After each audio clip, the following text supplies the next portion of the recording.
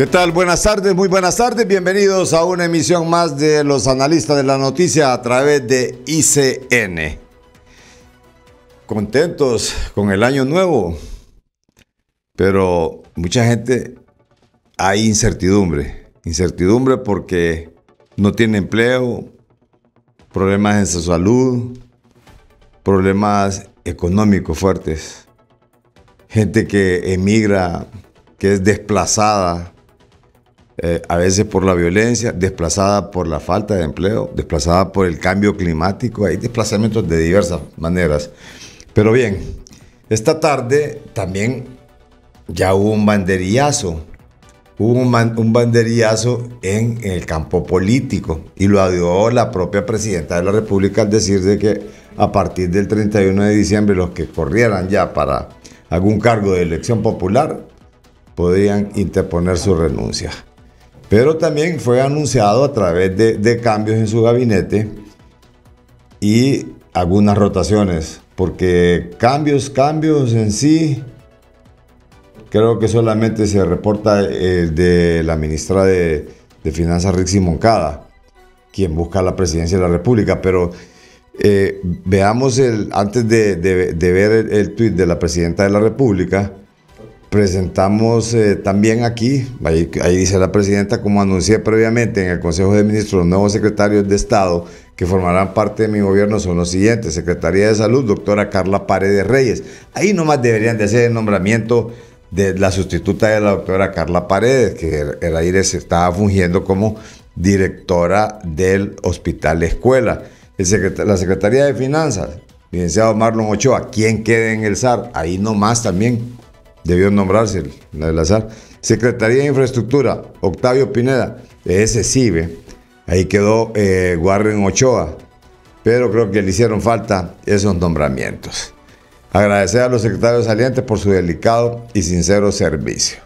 Pero bien, hemos invitado esta tarde al abogado Wilfredo Méndez, quien aspiró también a la comuna capitalina por Libertad y Refundación y a la presidencia de la República. Buenas tardes, abogado. Bienvenido a su casa. Gracias por estar aquí. Buenas tardes, licenciado Carlos. Bueno, muy contento de estar aquí, compartir en su programa. Siempre lo escuchamos, ¿verdad?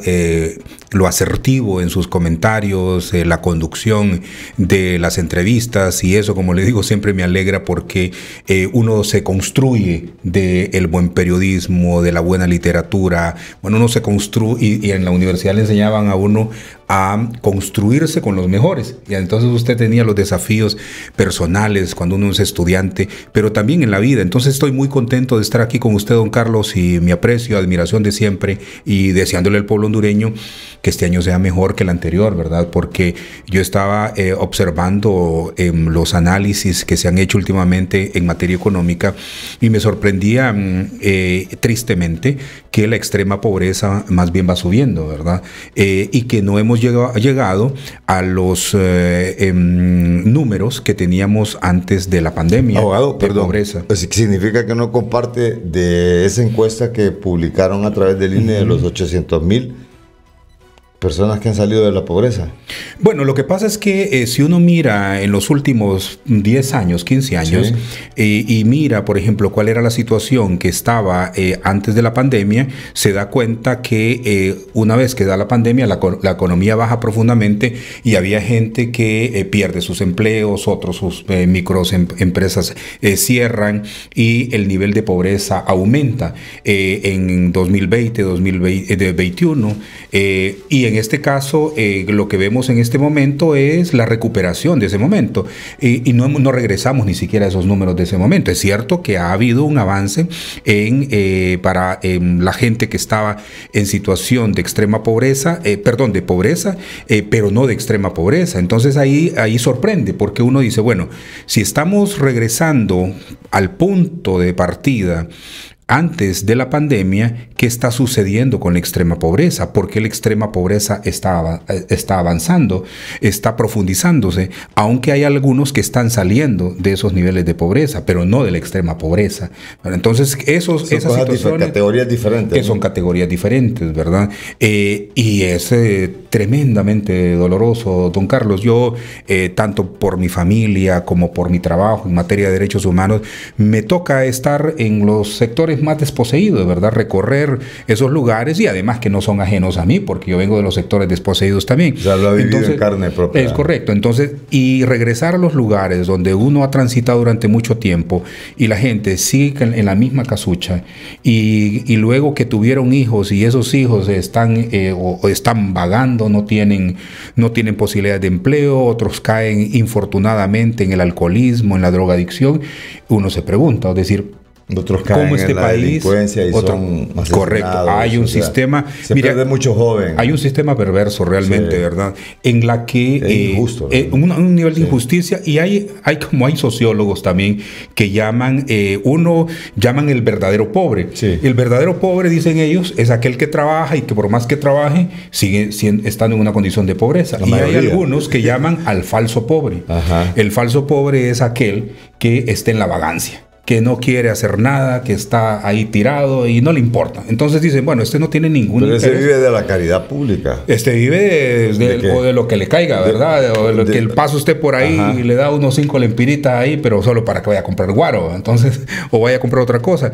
A eso ellos le llaman falsos pobres, ¿verdad? Pero hay otra categoría también de los estudiosos de la sociología y de los derechos humanos que hablan de una condición de inservibles. Y eso, don Carlos, es terrible. Cuando llaman que los pobres no contribuyen a una sociedad, y sobre todo los de extrema pobreza, porque son una carga social más bien. Porque a eso se le llamaba en otros términos, incluso el término marxista, lumpen, proletariado. Sí. Mire, una cosa espantosa. Entonces, desde esas definiciones, usted dice en qué condición estamos, en qué categoría estamos, don Carlos.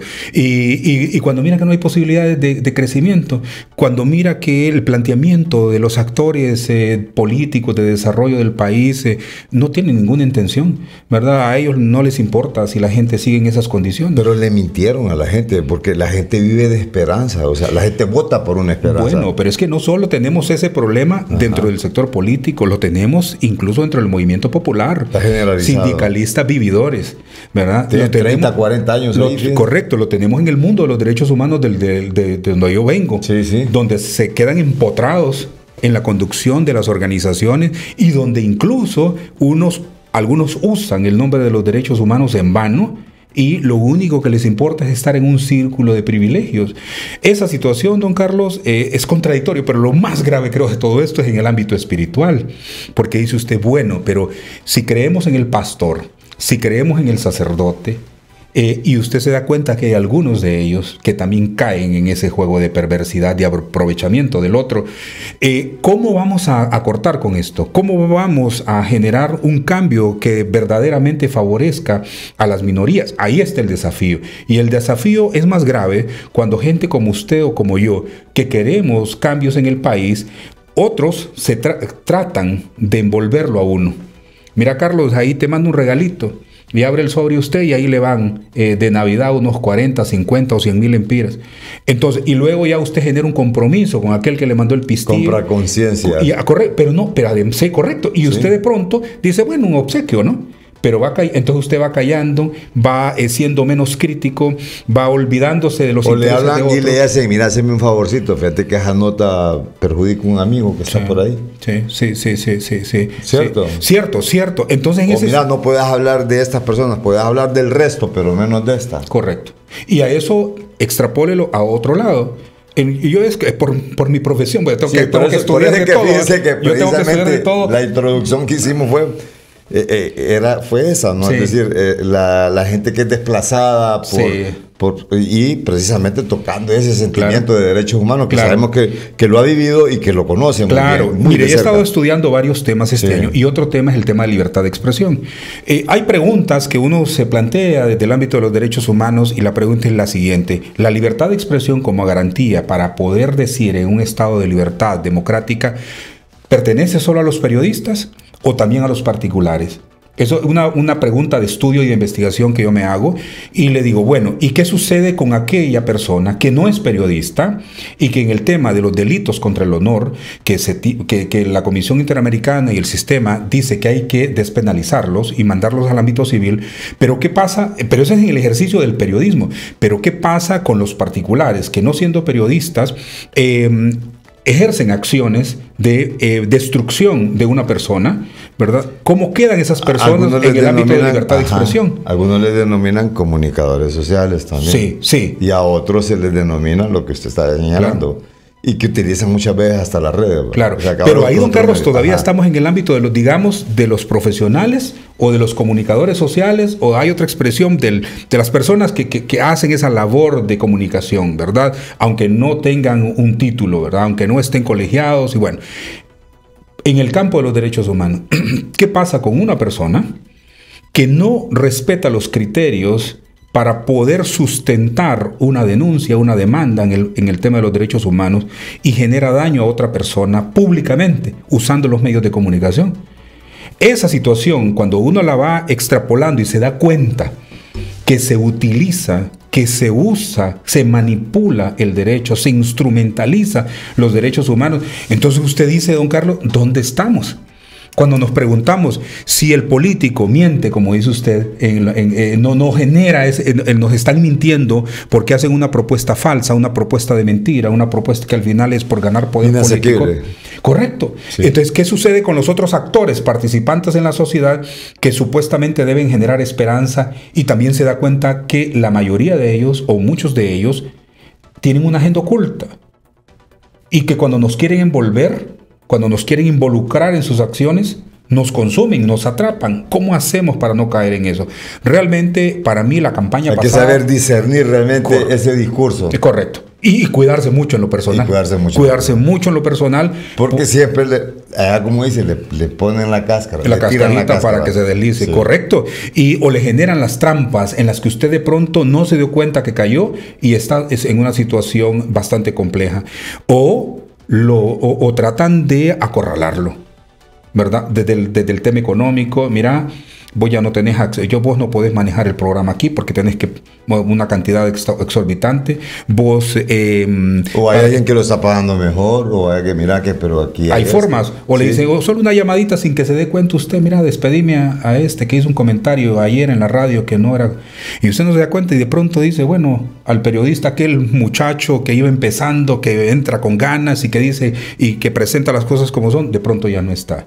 Y de pronto cae en una depresión, porque no tiene cómo alimentar a sus hijos, porque se enfermó su mamá, su abuelita, y él sin trabajo. Después de decir la verdad, es un pecado. Regresamos a la época de Cristo, don Carlos, una situación realmente cavernícola en el que la verdad y la justicia son un delito para aquellos que la dicen, ¿verdad? Interesante. Yo creo que no va a ser ni la primera ni la última que lo tengamos acá. Porque ya nos llevó un segmento de esto. Fíjese que ha dado el banderillazo prácticamente la presidenta de la República, pero usted se va a incluir en ese banderillazo, va a correr o no va a correr, pero nos cuenta al retorno, después de esta breve pausa. Muy bien.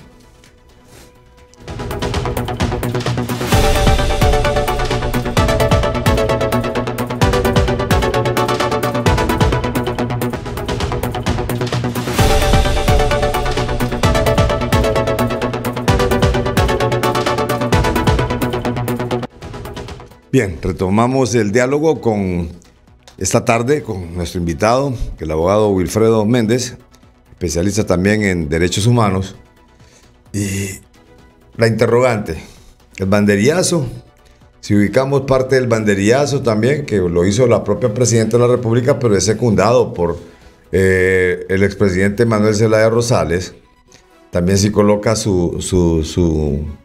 su cuenta de X, que fue lo que dijo al momento que prácticamente están oficializando una candidatura por parte de valga la redundancia, de la parte oficialista. Me refiero a la abogada Rixi Moncada. Al parecer es la candidata que está apoyando y que van a apoyar después de haber presentado su carta de renuncia al cargo como ministra de Finanzas para continuar con la justa misión de refundación. Oiga bien, con la justa misión de refundación, participando como aspirante a la candidatura presidencial de Partido Libre, mi gratitud infinita. Invité a Mauricio Ramos a acompañarme, ahí lo tiro al agua, ¿va? Pero bueno, ahí está la renuncia, donde claramente dice que lo que va a buscar es la presidencia de la República a través de una candidatura presidencial apoyada por el Partido Libre, continuando la misión de refundación. ¿Qué significa esto? Que el que no se lance o que solo ella puede continuar la misión de la refundación del país, o hay otras personas idóneas que pueden buscar y que van a buscar la presidencia de la República. Y le hacía la interrogante al abogado, porque el abogado ya tuvo sus 2 intentos. Ya buscó un intento a la presidencia de la República y hizo un intento también a la candidatura de la alcaldía municipal. Muy conocido en las bases o por las bases de Libre. ¿Quién puede? Eso es incuestionable, ¿no? Porque a veces lo que hacen es que la parte oficialista trata de una manera como de descalificar al resto de candidatos, diciendo no, ese no es de Libre, no, que es un traidor, no, que, bueno, y una serie de cosas que para posesionar al candidato que ellos prefieren. Ya sabemos en política, y como hablábamos de las trampas y de algunas lecturas de agendas ocultas que existen, entonces precisamente el abogado decía que hay que tener con discernimiento qué es lo que se puede hacer y qué es lo que no se puede hacer. ¿Va a correr usted en ese banderillazo, abogado? ¿O todavía está? Porque tiene estructuras todavía, sí, ¿cierto? Sí. Usted, de los candidatos de Libre, tenía sus estructuras completas. Sí, correcto. Como las tenía también, como las tuvo en su momento el doctor Nelson Ávila. Y que logró, con ese movimiento, igual que el suyo, tener una pujanza dentro de Libre. Sí. Ahora viene con ímpetu, viene con más fuerza el abogado Méndez. Mire, don Carlos. ¿O es difícil ver esto? Quedé, como dicen en el pueblo, atontado. Ajá. Después de la participación en la elección general, con un impacto personal bastante fuerte, porque uno no se imagina que los liderazgos políticos al más alto nivel no son tan sinceros con el pueblo como uno quisiera. Que al final, en muchísimos de ellos, o en su mayoría, sus intereses son muy particulares y algunos aviesos. Y el impacto que a uno le da es decir, bueno, ¿y entonces con quién se construye una nación para las futuras generaciones, verdad? Me tomé el año pasado para dedicarme a mis estudios de investigación. Afortunadamente avancé muchísimo en estudiar varias materias de todos los ámbitos. Bueno, no de todos, de una buena cantidad de ámbitos, y la reflexión sobre la participación política. Para uno que ha hecho su profesión, don Carlos, y que puede vivir de su profesión, lo cómodo sería dedicarse a lo que uno hace. Además de que hay satisfacciones también, porque no solo en el campo del derecho en sí mismo, sino en el campo de los derechos humanos, uno puede causar mucha ayuda a la gente, ayudarle en condiciones deplorables. En mi caso, por ejemplo, mire, a veces me llaman a unas horas que, bueno, aquí uno está durmiendo, pero en Europa es temprano, sí, de día. Gente que me llama de distintas partes del mundo, de América del Sur. Mire, abogado, queremos que nos ayude en esta y esta otra situación. Uno se vuelve en una persona como que pertenece al mundo en ese momento, y hay satisfacciones en eso. Pero también uno, cuando participa en política y no tiene tiene los recursos económicos que otros tienen, uno sacrifica a su familia. Uno lo sacrifica de una forma que es dolorosa. Entonces yo he estado reflexionando mucho. Sacrifica su profesión también. También, y se expone lo que usted decía. Sí. Mire, uno cuando es candidato y no le encuentran nada, porque uno no es corrupto, porque uno no está vinculado a los temas de narcoactividad, cualquier cosa, tratan de desprestigiarlo, ¿verdad? Afortunadamente mi carrera ha sido tan sólida que los intentos de desprestigio han pegado contra la pared, ¿verdad? Y he logrado resistir. Mi conclusión es: no hay que abandonar el campo político. Voy a hacer los esfuerzos para ser candidato presidencial, precandidato dentro del Partido Libertad y Refundación. Pero lo más importante entre todo eso es buscar una coalición de hombres y mujeres talentosos, de distintos partidos políticos, de distintos sectores sociales, de buenos empresarios. El Consejo de Liderazgo Religioso bueno, para poder presentar una estructura que pueda desafiar el establecimiento, como le llaman los gringos, en otras palabras, que pueda desafiar la estructura que domina este país. Pero como nosotros, uno va avanzando en la edad, entonces ya los desafíos no es un desafío por torear al otro, sino que es un desafío para tener éxito. Por convicción. Por convicción. Y dice, un momentito. O sea, y ya por no, servicio, ¿no? Más que todo. Porque realmente no para servirse como dice usted, ¿va? Que se ha encontrado hasta líderes religiosos, sí, gente de derechos humanos que se aprovechan. Sí. Y dirigentes sindicales que se aprovechan para beneficio propio, pues. Sí. Es decir, no para beneficiar a la gente. Sí, es que esas son las cosas dolorosas, mire, don Carlos. De entre los pobres, los más pobres, explotar a otros pobres. O sea, uno diría, no es que lo justifica, pero bueno, los ricos, y no puede decir uno todo, ¿verdad? Es decir, un sector se acostumbró a vivir de la sangre del pueblo, pero otros hicieron sus fortunas decentemente y a veces tienen que pagar esos señalamientos. Pero bueno, el asunto es que yo vengo de los sectores más pobres y cuando alcanzo una posición mediana de poder, lo hago solo para fregar a los demás o exprimir al Estado, eso no va. Entonces, yo espero. Hice acercamientos el año antepasado, de ahí el año pasado me di un tiempo para incluso estar fuera del ámbito público. Creo que pedí el favor a los amigos de la prensa un poco de tiempo para poder retornar al ámbito público. Y yo espero, don Carlos, la posibilidad de participar como precandidato, que se tomará en los próximos meses, pero lo más importante, una gran plataforma. Que doña Rixi ahora sea candidata a la presidencia, precandidata, pues se le aplaude, se le reconoce que es un paso valiente, pero lo que sabe que pedimos, don Carlos, dentro de la coordinación del partido, es que no se repitan esos actos antidemocráticos en el partido, donde el partido ha servido nada más para impulsar una candidatura de familia y luego que ese control familiar beneficie a un grupo determinado dentro de Libre, mientras que aquellos que tenemos un pensamiento independiente, un pensamiento propio, autonomía, somos relegados. Esperamos que en esta participación electoral exista la igualdad de condiciones para participar en el proceso electoral y también la disposición de recursos en igualdad de condiciones. ¿Cree que la abogada Rixi Moncada sea de ese tipo de candidata al convertirse en candidata oficial, o sea, de la corriente oficial, de la familia presidencial? Podría convertirse ella en eso porque vemos que le dan la oportunidad. ¿Cree que se puede aprovechar esos recursos y ya estén en desventaja ustedes con el hecho y solamente de anunciar de que en los próximos días estarían aceptando o no?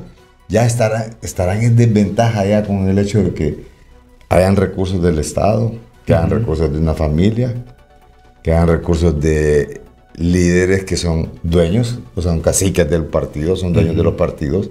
Porque aquí lo que hay son dueños de partidos. Doloroso, ¿eh? Que desde que nace un partido ya tiene dueño. Desde que nace un partido ya tiene dueño. Sí. Y cada quien dice, no, el partido es mío porque yo lo creo. Y si no se apropian de los partidos también. Claro. Entonces, ¿cree que entren en desventaja? Porque aquí hay una fotografía que ya se ve hasta familiar, pues, o sea, a ver si le insertamos ahí. O sea, ¿qué lectura le puede dar a esto con lo que usted está diciendo, que está planteando, abogado? Sí. Y si no, miremos, porque es muy elocuente, ¿no? Sí. No hay duda que la compañera Rixi Moncada es la candidata del oficialismo. Y lo que vemos ahí es la unidad del oficialismo alrededor de una precandidata. Yo he manifestado que si nosotros damos por sentadas las cosas y las aceptamos como designio divino, entonces para nada estamos sobre la faz de la tierra, pues. Pero cuando miramos ejemplos como en El Salvador, donde han existido cambios profundos, don Carlos, es decir, disminuir los diputados a la mitad, que debemos de hacer aquí, y debemos hacerlo concretamente. Parte de su propuesta. Correcto. Y luego, si yo lo he sostenido y lo he escrito en mis libros también, sí, he planteado también que hay reformas profundas que hacer en el Estado, revisar las instituciones. Nosotros no necesitamos las Fuerzas Armadas. Mire, eso es un gasto innecesario. Necesitamos potenciar la policía civil. Uno de los temas que a mí me fascina es el tema de seguridad. Si nosotros no potenciamos una policía civil, siempre vamos a estar sobre el control castrense. Esa es una reforma que hay que hacer. Y la otra cuestión que algunos plantean como una panacea, que es la segunda vuelta, por ejemplo. Mire, tenemos una elección primaria e interna, con participación amplia de los movimientos. Luego tenemos una elección general.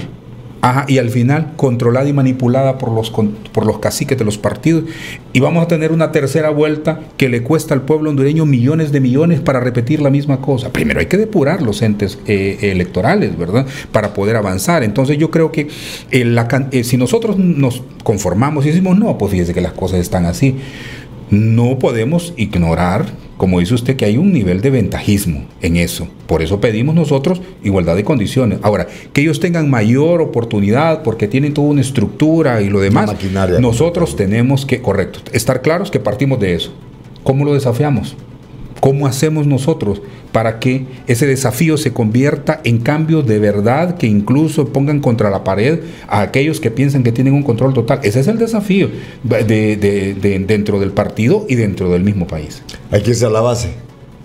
La base es muy importante y nosotros lo medimos, don Carlos. Mire, mi movimiento fue el único que se atrevió a presentar un candidato a la coordinación general del partido. Y los demás no presentaron. Solo nosotros, María Luisa participó como candidata y esa fue una buena medición. Porque mire, a doña María Luisa le fue muy bien en la elección interna.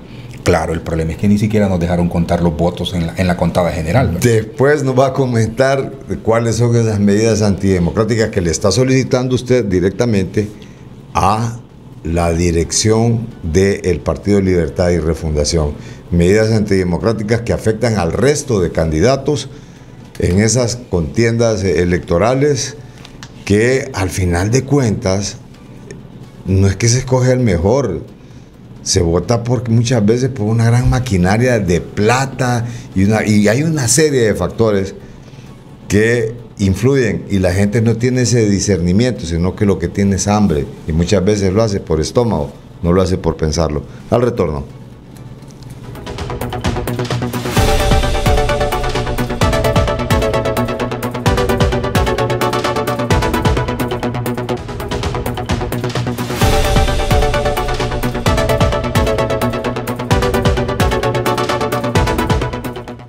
Bien, continuamos este diálogo esta tarde con el abogado Wilfredo Méndez, quien va a aspirar a la presidencia de la República por el Partido Libertad y Refundación. También es analista, abogado de profesión y también defensor de derechos humanos. Así que tienen una gama de conocimiento aquí esta tarde. Lo tenemos como analista, como abogado, como precandidato, como aspirante, como bien. Y haciendo un análisis de todo. Sí. ¿Cuáles son esas medidas antidemocráticas? Porque usted dice que ha demostrado y demostró en la contienda anterior que sí tiene sus bases y que sí tiene cuadros. Claro, del partido. claro. Y nadie lo puede tildar de traidor. Pues, o sea, ¿qué le pueden buscar a Wilfredo Méndez para desprestigiarlo o para descalificarlo dentro de Libertad y Refundación? Bueno, la gente se puede inventar cualquier cosa. Que diga la verdad, que sea lo más objetivo posible. Claro. Pero Cuando uno actúa de esta forma, entonces los misiles se dirigen hacia usted y tratan de inventarle cualquier cosa. El asunto es que tengan éxito en eso, porque al final uno que ha trabajado durante tanto tiempo con integridad, de verdad, con dedicación, uno se sobrepone a esas cosas. Y también tiene la suerte de la credibilidad alrededor. Mire, yo he enfrentado campañas sucias muy difíciles, pero le voy a dar un dato de su sector. Mire, don Carlos, claro, hay alguno que otro malintencionado que tira misiles, pero otros dicen no, dentro del periodismo. Miren, Wilfredo es una persona que tiene un nivel de rectitud, de integridad, que hay que tener mucho cuidado en lo que se va a decir. Y eso uno lo agradece mucho porque es producto del trabajo. Ahora, ¿cuáles medidas antidemocráticas en lo que usted me menciona? En la elección pasada, don Carlos, nosotros pedimos el reglamento para participar en la elección interna. ¿Sabe que nunca nos dieron ese reglamento? Nosotros participamos en desigualdad. Cuando vemos la papeleta, cómo se integró, vemos nuestra candidata a la coordinación una vez y el coordinador general 3 veces en la papeleta, 3 veces su fotografía. Por él se podía votar en distintas casillas, ¿verdad? Aunque se podía votar solo por una, pero lo atraían de los subcoordinadores, atraían también voto, mientras que María Luisa era una sola casilla. Eso es una acción antidemocrática. Incluso no es de un compañero, ¿verdad? Es el anticompañerismo, la desventaja. No conocer las reglas con las que se juegan, no permitir que en la contada general estuvieran permanentemente nuestros equipos. De los 5 días que se revisaron, o que supuestamente se revisaron, solo un día pudo entrar el equipo de la compañera María Luisa. Luego, los recursos favorecen a la familia en la coordinación del partido, o favorecen a un grupo determinado, y aquellos movimientos que son independientes internamente o que no pertenecemos a ese grupo, nos quedamos aislados, sin posibilidad de tener el favor de los recursos del partido. Y lo hemos mencionado así en esta ocasión también, que se debe actuar con transparencia, que se debe tratar por igual a todos, y que no se debe, don Carlos, ver como enemigo al compañero que participa. Porque dicen, no, si este no pertenece al grupo nuestro, es un enemigo, es un traidor. Eso divide. Bien, correcto. Al final los ocupan a todos en una contienda general. Y miren eso de ocupar a todos, como dice usted. Sabe, y ahí yo no lo puedo negar, el 90% de la estructura que yo tenía entre coordinadores departamentales, incluso mi designado presidencial, el coordinador general de mi campaña, están en la estructura del Estado, don Carlos. Entonces la vez pasada hicimos un análisis y le llamamos recuento de daños. Ajá. ¿Por qué? Porque está bien, ellos participan en la estructura del Estado, pero nos debilitan como movimiento el gobierno al quitarnos a esta gente. Porque muchos de estos compañeros son gobernadores, claro, son ministros, son asesores presidenciales. O sea, lo desarman. Entonces me desarman y al final entonces en los departamentos decimos, bueno, ¿y con quién contamos? ¿Verdad? Nosotros tenemos ese desafío. Ahora, ¿cuál fue lo extraordinario de la campaña pasada? Que no pensaron que nosotros en poco tiempo íbamos a organizar todo el país con estructuras fuertes, firmes, desafiantes. En este momento tampoco conocen nuestra estrategia, ¿verdad? Yo pasé todo el año pasado en mis asuntos y de pronto aparezco ahora... En el anonimato, en la reflexión, como dicen los compañeros ahí que me acabo de encontrar en el café. Y ahora salimos en este momento. Entonces para muchos es como que hay... en el pensamiento de Wilfredo Méndez, ¿verdad? ¿Qué hay dentro de su equipo cercano para aparecer en este momento y para poder hacer los planteamientos que hace? Y he tenido otra ventaja también, don Carlos. Yo soy una persona muy abierta y he estado tratando también de reflexionar sobre los otros actores políticos. Además de la autocrítica que yo me hago, y lo he dicho ahora por la mañana, pienso en los actores que están en el Partido Liberal, que están en el Partido Salvador de Honduras, que están en otros partidos, y digo, nosotros tenemos que buscar el mejor talento, y lo peor que puede pasar para el país es un grupúsculo, un grupo que se cierre a la contribución y al talento en otros sectores, porque eso no le va a ayudar. Es decir, usted necesita los mejores economistas alrededor de la mesa económica. Usted necesita a la gente que conozca la política internacional, que pueda aprovechar al máximo la cooperación internacional, las relaciones diplomáticas. Necesita a los mejores equipos y no necesariamente a veces están en su partido. Y eso hay que tener una apertura para poder hacerse acompañar de la mejor gente. Es decir, no ser sectario en Correcto, todo caso. es correcto. Así es, eso lo resume, sí. Eso es. Sí. ¿Será que por no ser sectario quieran descalificar a Wilfredo Méndez a futuro? ¿O cree que puede capitalizar esos votos? ¿Ha determinado usted algún descontento de diferentes sectores del pueblo hondureño con la gobernanza de Libre y del propio Partido Libertad y Refundación? Sí, mucha gente sí, usted lleva está muy, muy dolida, muy resentida por su partido porque no es lo que se esperaba. Sí. Mire, yo he mencionado que a veces los pueblos se molestan tanto con un gobierno que hay gobiernos tan malos o gobiernos peores, no voy a decirlo al revés, hay gobiernos peores que nos dejan gobiernos malos. Iba a decirle gobiernos peores que nos dejan gobiernos malos, pero lo voy a poner gobiernos malos que dejan gobiernos peores, lo voy a poner así. Cuando eso pasa significa el desencanto de la gente, significa, mire, que se vaya Juan Orlando a como de lugar. Sí. Y entonces vienen hasta nacionalistas votando por Libertad y Refundación, que no son simpatizantes, no. Solo es que hay una molestia. Están votando en contra de, sí. ¿Verdad? Y al final hay no gente a favor de, sino que en contra. Correcto. Entonces hay gente que a veces se critica y dice, bueno, pero usted votó por Xiomara y ahora critique. ¿Por qué critica? No, porque yo voté por ella para que hiciera un buen gobierno. ¿Seguro que votó por eso? No, la verdad es que voté porque se fuera Juan Orlando. Ah, bueno, te lo logró, pues el hombre se fue. Sí. Ahora no pida nada del COVID de este gobierno, si no votó por eso, pues. Entonces, el descontento que hay en este momento por el ejercicio de gobierno, si la presidenta Xiomara no toma, don Carlos, decisiones en las próximas semanas que de verdad sean cambios estructurales, cambios de fondo en su gabinete, porque ahorita solo hizo una movida de piezas prácticamente. El único que se destituyó fue al ministro de Salud. De ahí solo son cambios en su propio gabinete. Y lo que va la conclusión que uno tiene 2 años iguales a los que ya pasaron, porque no hay cambios, pues. Y se dice que la destitución del ministro de Salud también viene por algunas denuncias de corrupción que hay por ahí, y lo otro es por las presiones también del propio partido, de algunos miembros políticos de peso dentro del Partido Libertad y Refundación por no ser de su partido. De eso ha estado pesando bastante, ¿verdad? Sí. Dentro de la dinámica política interna. Si la cosa sigue así, don Carlos, va a ser muy difícil que nuestro partido repita un triunfo electoral en la otra elección, porque recuerde que Libre tiene un medio millón, digamos, de militantes, y con eso no se gana. Con eso no se gana. Usted necesita 1.300.000 para ganar. Y hay que tener mucho cuidado del Partido Nacional, por ejemplo. Mire, Tito Asfura obtuvo 1.200.000, creo, ¿verdad? Sí. De votos en las peores condiciones, don Carlos. Porque ahí estaba Juan Orlando en el poder, correcto, sí. Toda esa estructura.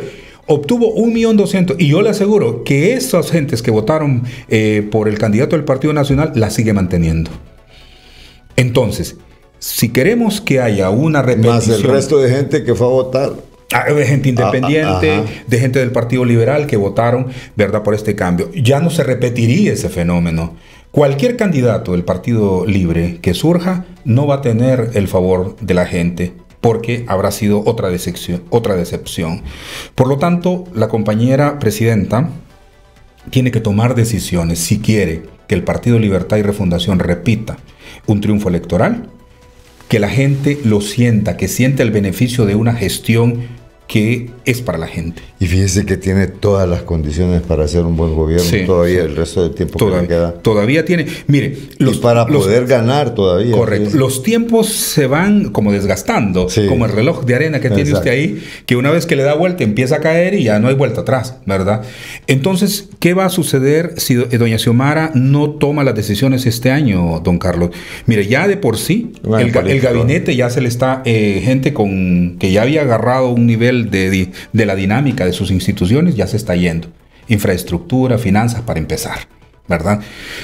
Y se van a ir yendo otros, porque van a participar en el proceso electoral y el otro año queda más debilitada en su gestión gubernamental. Es decir, tiene que tomar decisiones en estos próximos 6 meses. De lo contrario, don Carlos, ya va a ser muy difícil que pueda reorientar la gestión en lo que resta del tiempo. Y esto a ustedes como aspirantes también les perjudica. Claro, claro, porque como le digo, podrá ser el mejor candidato, pero la gente no va a decir, Wilfredo Méndez, ¿verdad? La gente no va a decir, bueno, Rixi sí, porque es parte de la gestión, ¿verdad? Dicen el partido, aunque nosotros no tengamos en este momento ninguna injerencia en el gobierno, pero la gente al final dice el partido, no, este es el candidato de Libre. Y ahí es el desafío que yo creo que se tiene que replantear por parte de quienes conducen en este momento el partido. ¿Cree que puedan irse algunas internas del Partido de Libertad y Refundación?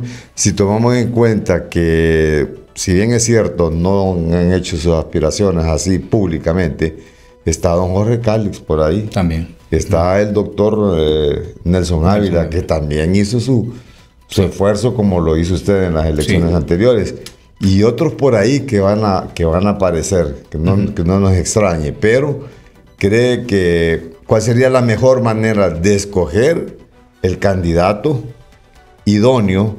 No por la cantidad de plata, no porque con triquiñuelas, sino que transparentemente y limpiamente, ¿cuál sería la mejor manera de escoger un próximo candidato de Libertad y Refundación? Esto nos lo cuenta al retorno.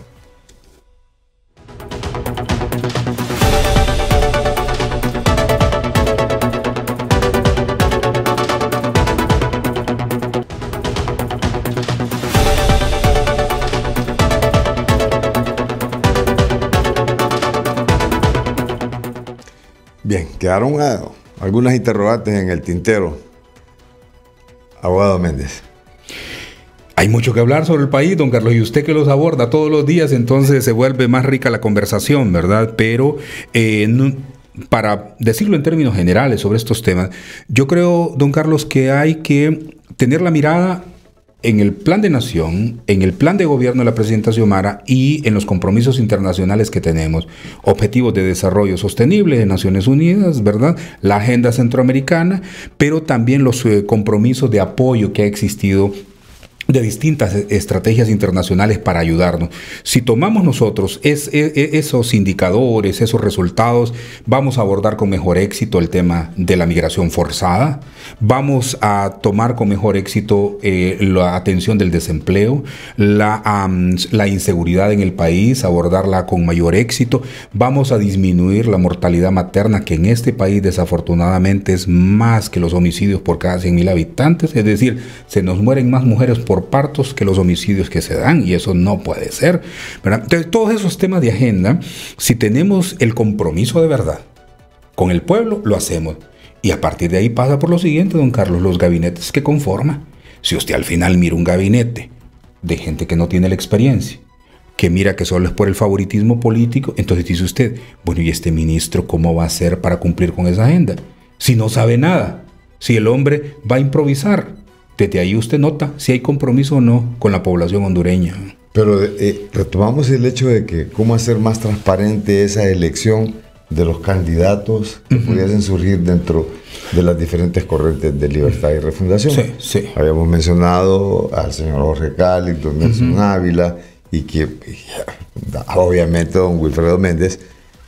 ¿Cómo hacer más transparente esa escogencia? ¿Qué es lo que les va a medir a ustedes esto? Mire, espero yo que no haya un quiebre, don Carlos. Espero yo que no lo haya. Ese quiebre lo generaría no la incapacidad, sino la obstinación o el interés de no permitir una participación democrática y justa. Porque eso entonces significaría que existirían precandidatos dentro de Libertad y Refundación que, al no tener las condiciones, en condiciones de igualdad, habrán otros espacios de participación. Y usted es testigo, y usted conoce muy bien, porque es un estudioso de los cambios en la región, de cómo han existido cambios en otros países que nadie se los imagina. El más cercano nuestro es el FMLN y Arena, Sí. partidos que prácticamente desaparecen. Así es. ¿Verdad? Entonces, Se le dio la oportunidad de ganar la izquierda. Claro. Nadie se imaginó. Nadie se imaginó. Es como aquí imaginarse que el Partido Nacional desaparece, mañana ya el Partido Liberal tampoco, y el Partido Libre queda con 3, 4 diputados y una plataforma nacional gana 80 diputados, 100 diputados. Y ahora se está dando en América la teoría del péndulo. Correcto. O sea, sale uno de derecha, entra uno de izquierda. Sí. Sale uno de izquierda, entra uno de derecha. Y mire, Pero algunos se quedan y la completamente destruidos. Claro, y la gente en esa situación de buscar cambios, toma decisiones. Agarran outsiders. Entonces, si no Salen, existe, aparecen los outsiders. correcto, si no existe esa posición de democratizar el partido, de transparentar los recursos y de ser justos económicos y de ser justos con los distintos precandidatos, entonces, don Carlos, creo yo que se estará atentando contra el propio Partido Libertad y Refundación. Y ahí es donde difícilmente se puede repetir. Difícilmente se podría repetir un triunfo electoral en esas condiciones, ¿verdad? Y daríamos la posibilidad de lo que usted mencionaba, que un outsider pueda surgir, que una plataforma más allá de los partidos políticos se presente. Usted me hablaba anteriormente de una coalición. Sí. Buscar una coalición de repente Sí. dentro de su propio partido o dentro de los diferentes partidos políticos para alcanzar el poder. Sí. Y más allá del propio partido. Sí. Más allá del propio partido. Porque como los partidos se quedaron anquilosados, controlados por un grupo de privilegio y degeneraron la idea del partido y se alejaron de la agenda. Mire, Libertad y Refundación nació de las calles. Nació de la gente más pobre, la gente que fue perseguida, que fue golpeada, gente que allá está en sus barrios y colonias trabajando duro o esperando una oportunidad de trabajo de las distintas hojitas de vida que ha metido en cualquier lado. Esa fue la gente, y esa gente dijo, bueno, vamos a tener un partido político para los pobres. Pero cuando mira, don Carlos, correcto, pero cuando mira usted que la cosa no es así, entonces dice un momento, la decepción llega. La decepción llega y dice, miren, busquemos otra posibilidad, y vemos que los partidos no son la respuesta. Y puede ser, don Carlos, que por ahí se vaya encauzando una expresión política de esta naturaleza. Siguen postergando esas clases que ya estaba, de hecho que ha estado. Pues. Sí. Es decir, libre surge en las calles, Sí. definitivamente Sí. que sí, de la gente, de los sectores más vulnerables y Sí. de los sectores más postergados de la sociedad. Pero continúan en la misma situación. Es correcto. Continúan en la misma situación, y la gente que, sin ser simpatizante de Libre, militante de Libre, aquellos que no solo votaron porque se fuera Juan Orlando, sino porque existiera un cambio, se dan cuenta y dicen, bueno, la izquierda sucede que es lo mismo, pues, que los partidos tradicionales. Entonces aquí no estamos en nada. La clase política se desprestigia, don Carlos. Y uno también, que no ha tenido nada que ver con eso, porque yo he vivido toda mi vida de mi profesión y del trabajo en el sector privado. Es decir, cuando escucho a la gente decir, es que la llanura es bien jodida. ¿Y yo de qué llanura puedo hablar? Si yo no vivo de la cosa pública, pues yo no vivo del gobierno, ¿verdad? Entonces, claro, aquellos que solo pueden trabajar en el gobierno es también cuestionable, es decir, porque son incapaces de poder cumplir las exigencias que le exijan a usted el ámbito privado. Y yo, que tengo mayores exigencias porque son la cooperación internacional los que miden las gestiones, uno se vuelve más exigente. Entonces, por lo tanto, uno dice, miren, aquí para mí lo que importa es lo bueno que se puede hacer por el país. Eso es lo que a mí me importa, porque yo trabajo tengo, pues.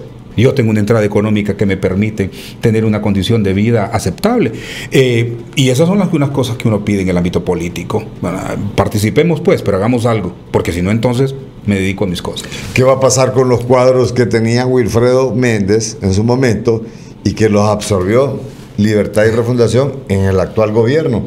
Ya no cuenta con esos cuadros, hay que conformar nuevos cuadros, hay que reorganizar, hay que replantearse a nivel nacional.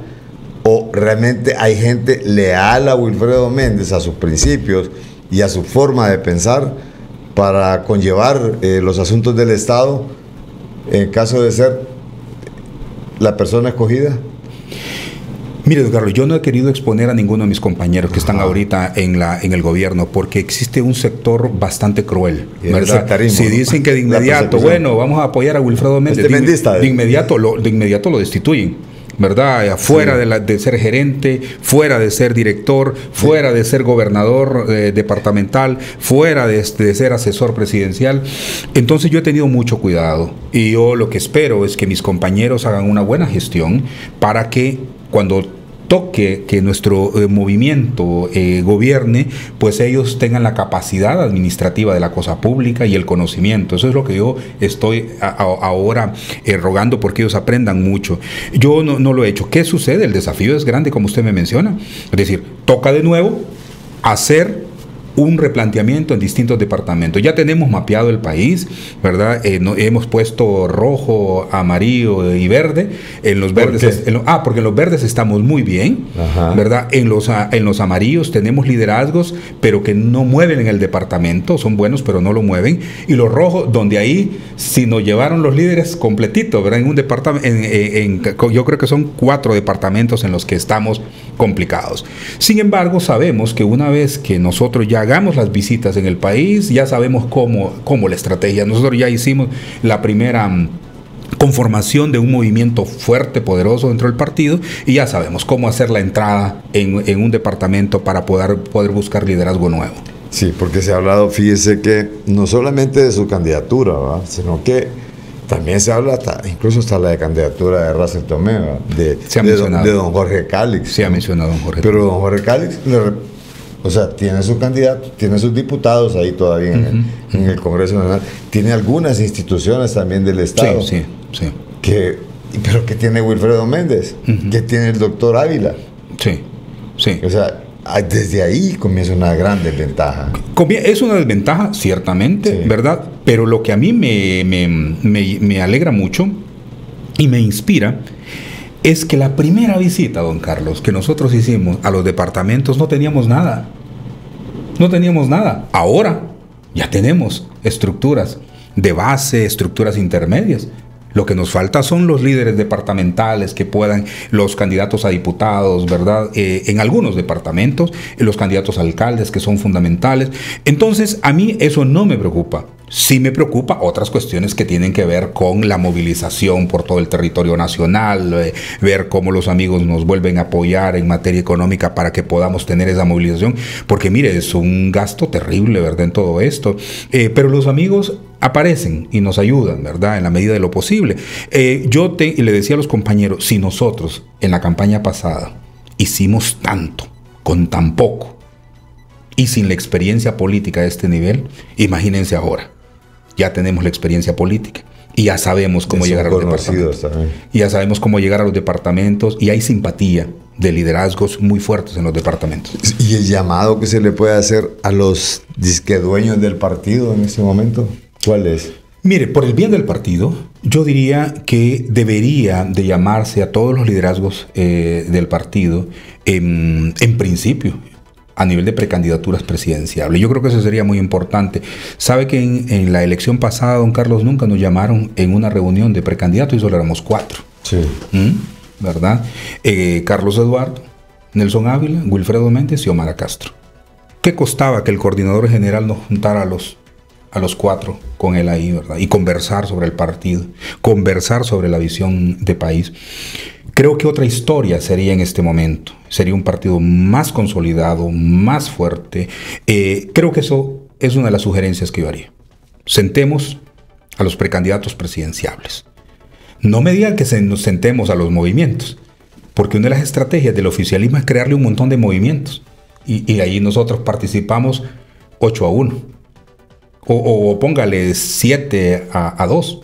2 movimientos que somos más independientes y los otros que pertenecen al oficialismo. Es decir, por eso yo planteo el tema de las precandidaturas presidenciables. Precisamente por eso. Por eso.